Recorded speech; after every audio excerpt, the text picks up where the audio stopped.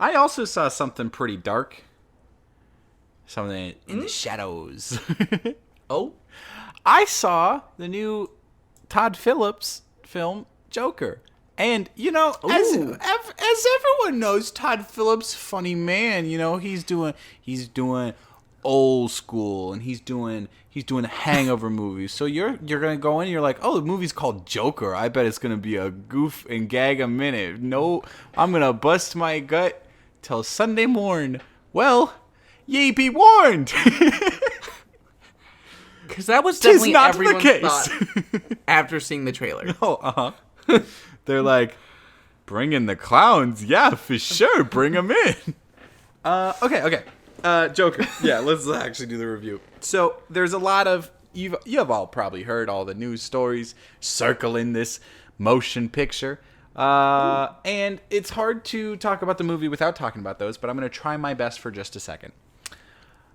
The movie's really good. Yeah.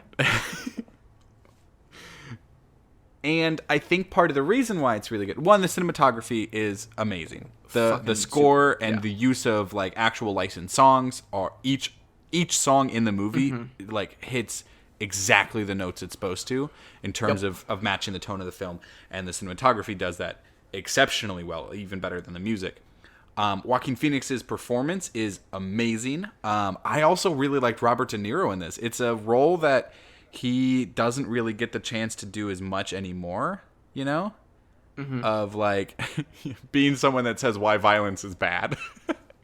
Just isn't really the role he gets anymore. Yeah. The issues that arise in the movie and some of the things that are a problem in the movie work really well because it's a reflection on actual society for it. And so having that be an issue of the movie, it's kind of like how all the Disney remakes just kind of cut out all the racism and shit that they did, and they're like, what if we make all the girls they're now more powerful girl boss. But it's just like, well, no, that's one of the reasons why these things are important, is because they reflect on actual things in society. So when you have things that have really, really bad, horribly aged things, it's important to keep them in the movie, because then like how that was totally fine then. And seeing the change and seeing that progress, rather than just pretending those things never happened. Where Joker definitely does not pretend bad things never happen. Here's the thing. Todd Phillips is a doo-doo baby man.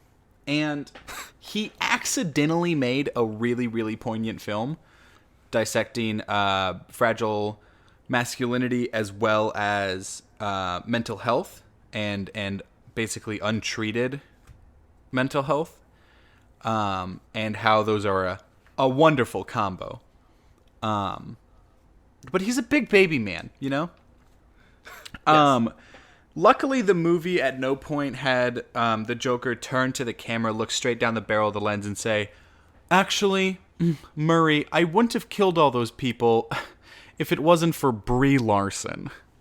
So he didn't get any of that, but there were a lot of like, I can't tell jokes about pulling my wiener out on a subway anymore because of woke culture. And it's like, I mean, that's not really a joke though, is it?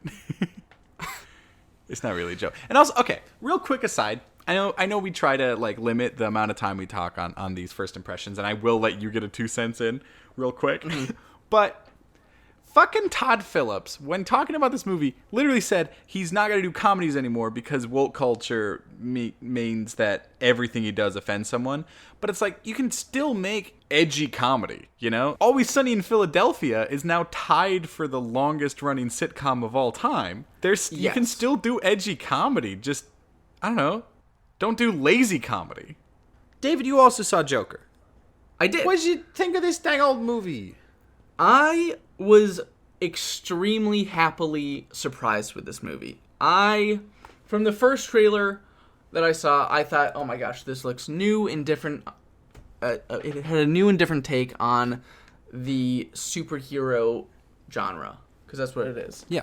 And I thought this would be something on the line of Logan, where it took a more individual look at one character, and that's what it is.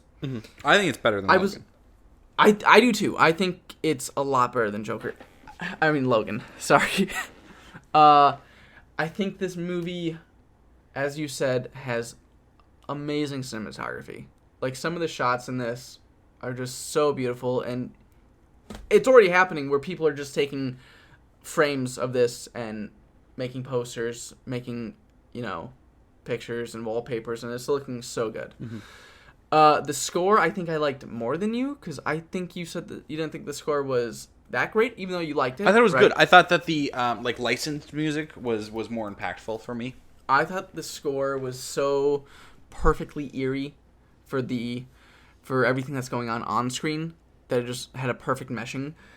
And I don't know how much you talked about this, but Joaquin Phoenix, as amazing Joker, is next level amazing. He's eerie. He's got a few moments sympathetic moments, which I know was part of the problem. Yeah, and you so have a different. Yeah, I talked to you about this outside of the podcast, so they don't know this conversation yet.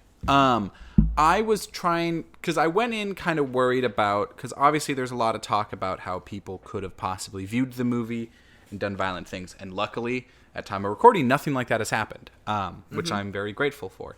You were saying that there are some times that it's very sympathetic. If you guys haven't heard Mark Commode's review, who is a way better reviewer than both of us combined, at times like 10. Yes. Times 8. The word that he used for it, well, I'm just joking. Like a 9.5. So the word that he used to describe how the audience is supposed to view Arthur's portrayal in it is pitiful. And I think that really, really hits at home of what it kind of the approach is for it. Because, like, you can feel sorry for someone without forgiving them.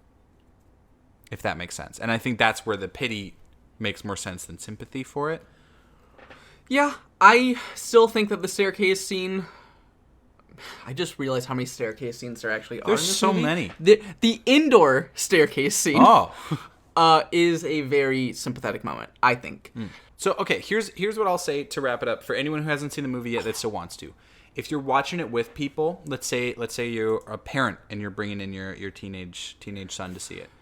This is a movie that requires a discussion afterwards to really figure out what in this movie, like, what does it mean for our society?